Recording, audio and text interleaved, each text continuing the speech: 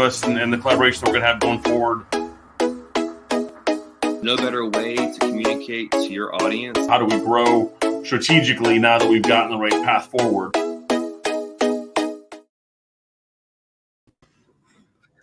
All right, what's going on, everybody? Daniel Betancourt here.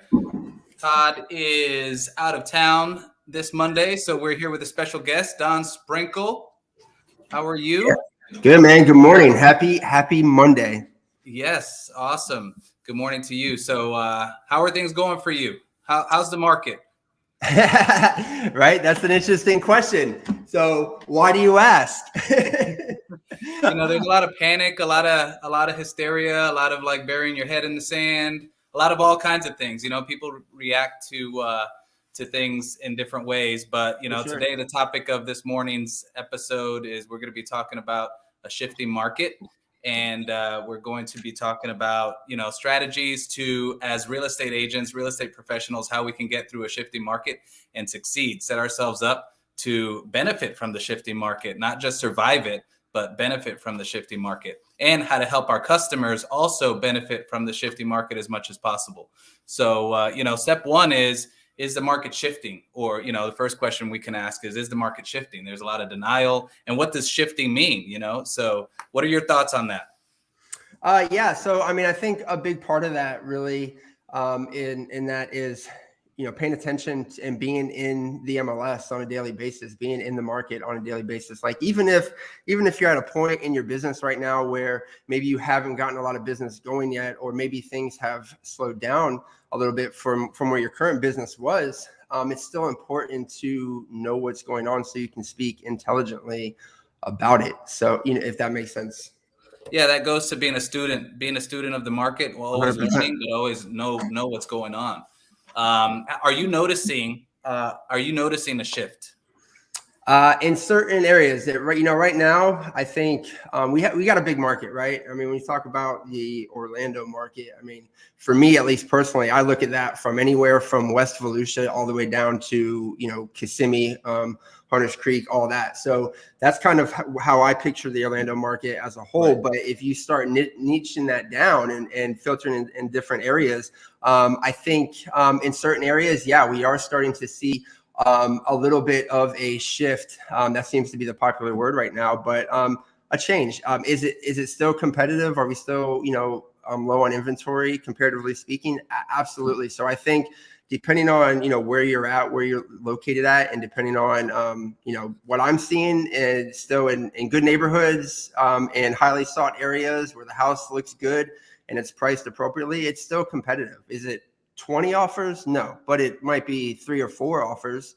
And then some of the more unique properties, you know, we have might be sitting just, you know, maybe a week or two, a little bit longer. But so I think that's kind of the shift that I'm seeing, at least. What about you?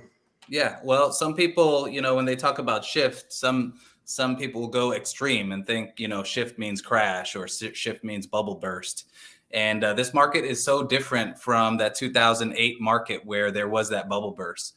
The underwriting guidelines, for one, you know, most the transactions that are financed, the financing guidelines over the last 10 years has been so different than what the financing guidelines were, you know, back before during the bubble, before the bubble burst.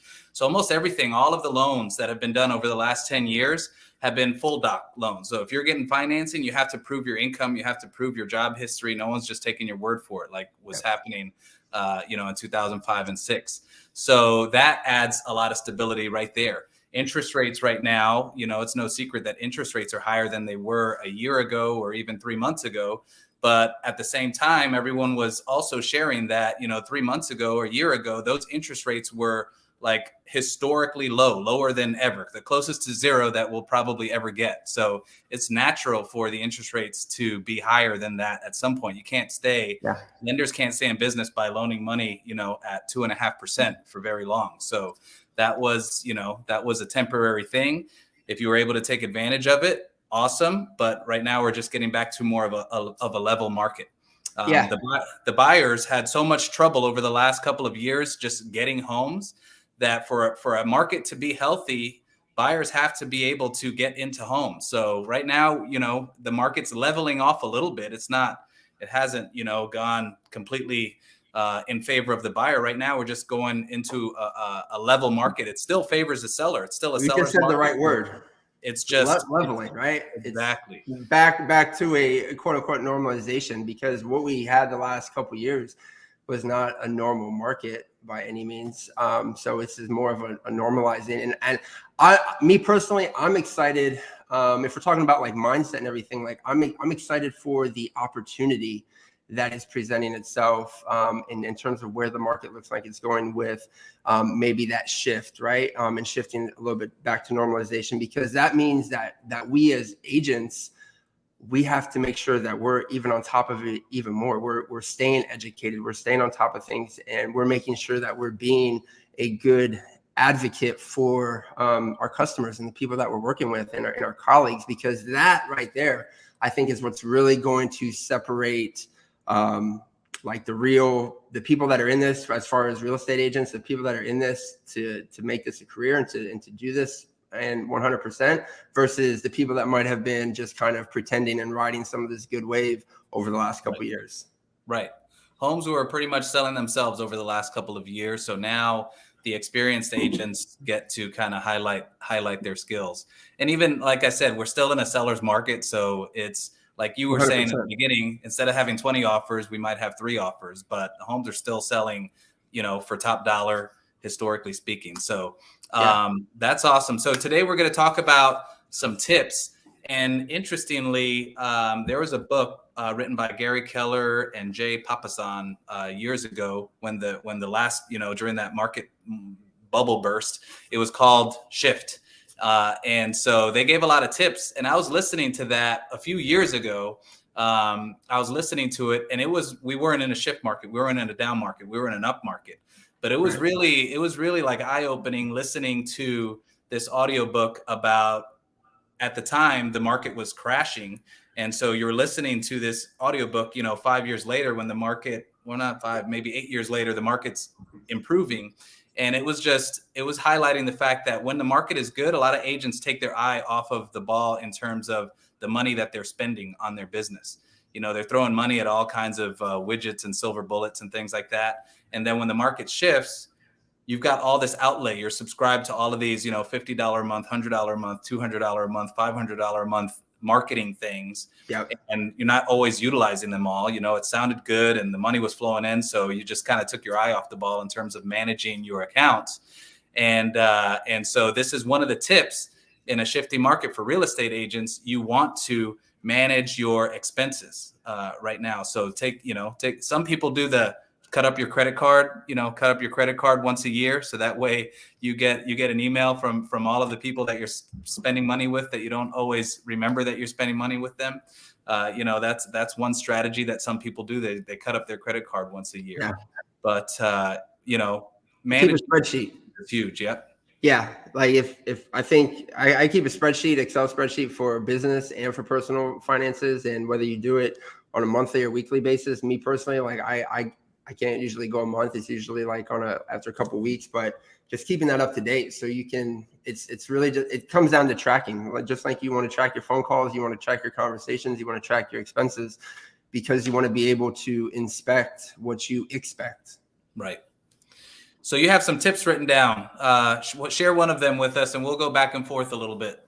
Yeah, so I wrote down just 4 or 5 quick little things on this, because I knew we don't have a ton of time. But the first thing, we kind of already touched on already, was mindset, and mindset with the market, and just in our communication with people out in the marketplace, whether it's customers, potential customers, our sphere of influence, people around us, and just kind of how we speak about the market. One of the things that I see on social media that drives me kind of crazy sometimes is when we as realtors make certain we'll post certain things, like certain memes about the market, like interest rates being out of control, or like a buyer that is something about buyers trying to find a house, and it's a picture of like a skeleton or something. Like, I get the humor in it. Yeah. I get the humor in it. I appreciate it, but I think there's a time and a place for that, and putting that message out there on your regular feed for your customers and potential customers to see, I think, at least, again, me personally, like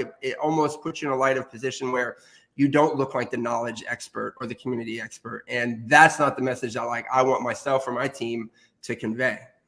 It promotes negativity, what you're For sure. describing. You know, we could go out there and celebrate our victories, or we can go out there and, you know, post those memes like what you're talking about with the skeleton waiting for whatever it is. It promotes Absolutely. despair for a customer. If you're the one who can relate to that skeleton, then at that point it becomes real. Like, oh, I'm not the only one feeling like this. So, you know, it can cause that person to give up. Yeah. So yeah, that's absolutely, that was number one on my list also, which is mindset in action, you know. So another one that we have here is working more efficiently. Like, you know, right now more than ever, we have to work more efficiently. We have to maybe identify those hotter leads that are in our database, those ones who are more urgently looking to buy or sell, because there are people that have, especially right now we're in July 11th. So school starts in about a month. There are people out there that absolutely want to be into a house that they own before the school year starts. So what we want to do is go through our database and look for those customers that are urgently looking for something. We have buyers that they're renting something, their lease expires in 8 months. They've already reached out to us. They're kind of looking, but they're on that, you know, 6 month to 8 month window. But we have customers out there that are looking, they want to be in a school district before school starts. Ideally, they would rather not rent. They're not paying that much attention to the interest rates because they have to be a buyer, you know, anyway. They've come to the realization that they have to buy no matter what the interest rates are. So those are, you know, we want to focus on those customers. Same thing with sellers, people moving.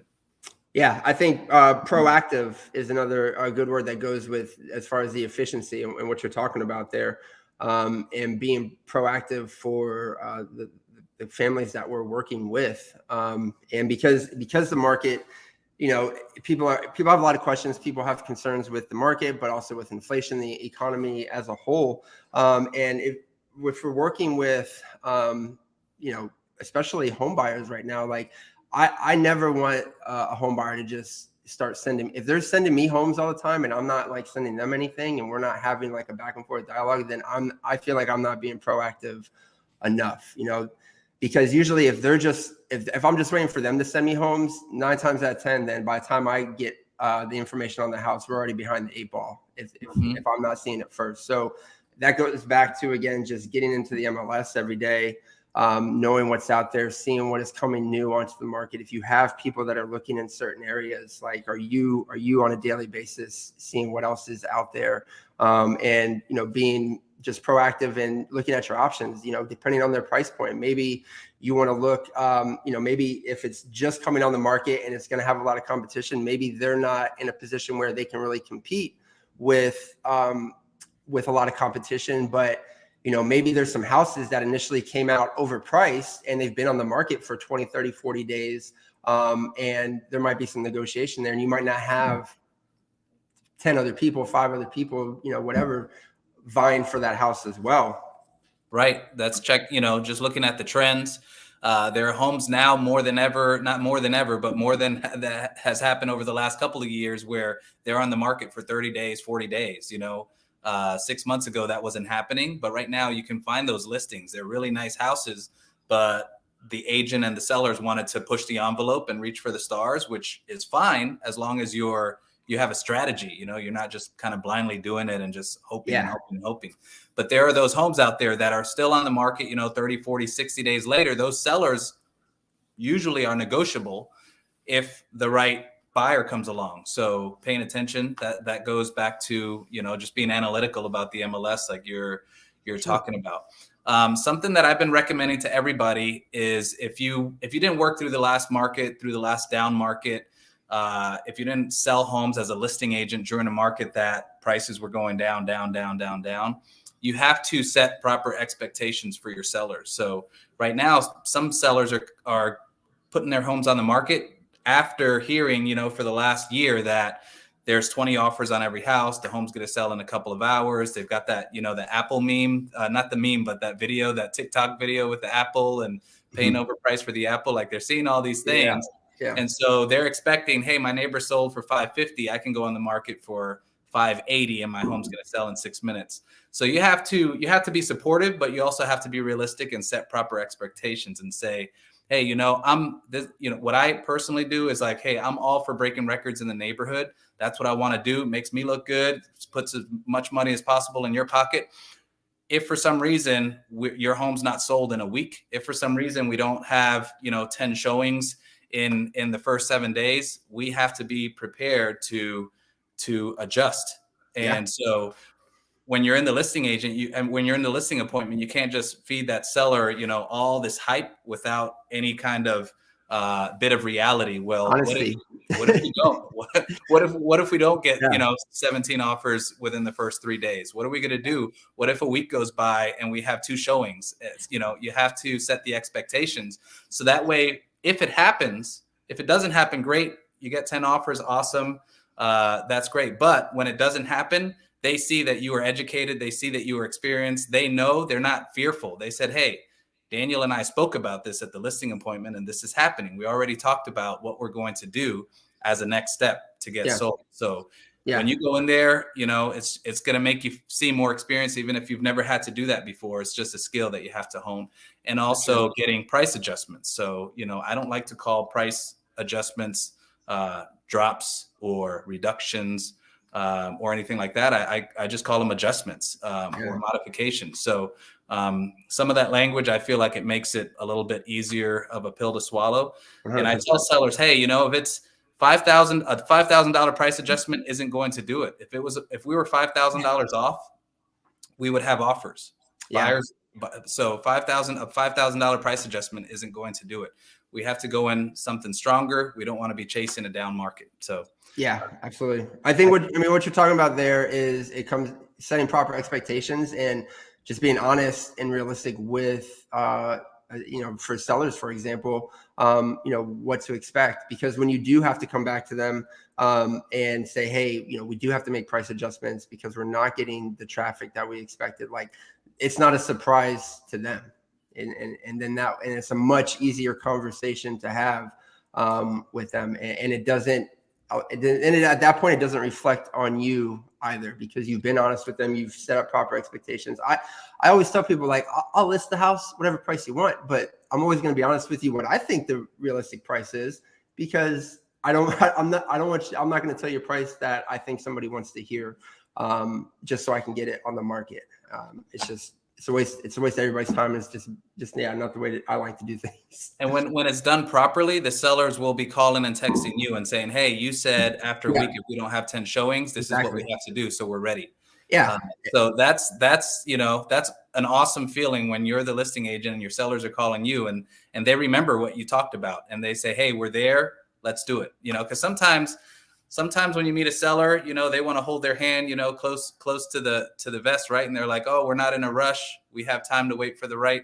But then you just go into your, experience pitch, and then they're the ones who are talking, bringing it back to you. So the one thing that I love to do, because I believe a lot. One of the things that I've learned, starting in this business from a prospecting standpoint with cold calling, making hundreds and hundreds of phone calls every single week, having a lot of conversations, I really learned the importance of just the art of conversation and being able to effectively communicate with different people and listening with them. And for buyers and for sellers, I think if you're able to posture that, and what I mean by that is, one of the things that I like to do is I like to pump the brakes, because I think sometimes if somebody's looking at selling their house, or if they're looking at buying a house, chances are that you're probably not the only realtor that they've spoken with. Is a good bet. And I think a lot of times people come in, they have that natural guard up. Like when you walk into a store, hey, can I help you with anything? No, I'm just looking, because they don't want to be sold. They've already been sold, or they've been, hounded. But if I like to come in and I like to pump the brakes on them and say, whoa, hold on, wait, look, I just want to have a conversation. Like, this is information gathering to see if we're even a good fit, if I can even help you, or Right. how can I help you access the resources that you need? Like, I'm not even ready to go see houses. I'm not even ready to put your house on the market. Like, and I think for a lot of people, that at least in my experience, what I've come across is they respect that. And that's different for them because I'm not in a rush. We need to slow down so we can speed up. Right. Yeah, that's awesome. So I've got a list. Do you have anything on your list that you haven't covered yet? The only other two things that I was going to say is that consistency is key. You know, you got to be consistent and persistent in whatever it is you're doing. And you know, there's a lot, like you said, there's a lot of shiny things out there, but you got to focus in on what are your main focus points, and you got to be consistent and persistent in it for a period of time. And while you're being consistent and persistent in it, that kind of segues into the last thing I was going to say. And I touched on it earlier, but you have to be able to inspect what you expect, right? If you want to have this GCI at the end of the year, close these many transactions, you have to reverse engineer that, and you have to be able to, what are your monthly expenses, right? But how many calls are you making? How many conversations are you making?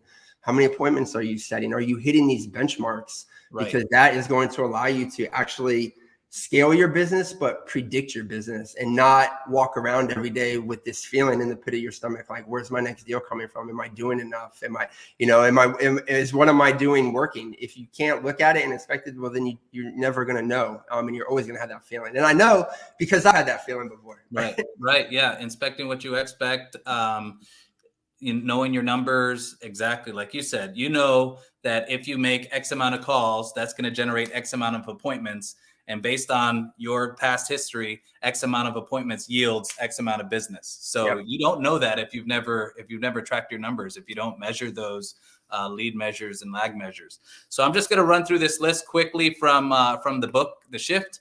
I recommend the book if you haven't read it. The Shift, it's a good one to read. And so quickly, get real, get right. That's mindset in action. We covered that. Remargin your business. That's all about expense management. Do more with less. So that's leveraging your time, be more focused. Find the motivated leads. So lead generation, you have to be focused and consistent with that. That's a non-negotiable on your calendar. Get to the table. So lead conversion, you have to use the right language, because maybe your opportunities in front of a lead are going to be fewer. So you want to become more experienced at converting those opportunities. Catch people in your web. So internet lead conversion, learn strategies. You should have a variety of lead sources. You don't want to be a one trick pony, like all you do is FSBO, or all you do is Zillow, or anything like that. You want to have multiple lead sources, because that's going to create some diversity, and it's going to help you out in the long run.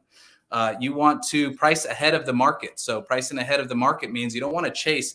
If prices are going down, you don't want to chase the market down, and your price reductions are chasing the market down. You want to jump out ahead and maybe generate multiple offers that bid that price up. Stand out from the competition. So, learn ways to stand out when you're in a listing presentation, show your value, and create urgency. So overcoming buyer reluctance. Some buyers are reluctant right now, right? They're saying, oh, interest rates, I'm going to wait for interest rates to come back down. We talked about that. Well, what's the alternative? Renting? You've like, everyone's been using that meme about renting is 100% interest. So, or what they're saying now is marry the house, date the rate. Because Yes, the rate, I was just going to say that, man. that's that popular meme that's going around right now. Marry the house, date the rate. The rate is temporary. Like, if rates do come down, which, they probably will, because rates go up and down, you can refinance in the future, but just get that house, right? Expand your options. So creative financing and just creative programs in general. Like we as a group, we're constantly inviting speakers, and events to learn new strategies, new ways to help buyers, whether it's home partners, Divvy, Ribbon Homes. We're just learning about all kinds of new strategies to help our customers. So you want to expand. You want to be a student of the market. Master the market. Short sales, foreclosures, REOs. So these are things that are going to start hitting the market. If people are losing their jobs, which, I don't know if that's happening or not, but if people start losing their jobs, a lot of times they start missing their mortgage payments. people start wanting to list their homes as a short sale. There are, foreclosures out there. As real estate agents, we want to learn about those markets and we want to get those opportunities, but we also want to learn how to speak to people who are affected by those situations. And bulletproof the transaction. So this is thinking ahead, like what problems can arise. I know you're really good at this. What problems can arise in the future, and just get ahead of those things so that way you set up a smooth transaction for your customers. So hopefully what we share today is beneficial to our audience, and we appreciate anybody that's watching. Don, anything else you want to share today before we sign off? No, man, I appreciate you having me on. It's a great opportunity as always. And I hope some people got some good knowledge out of this and found it helpful. So I appreciate it.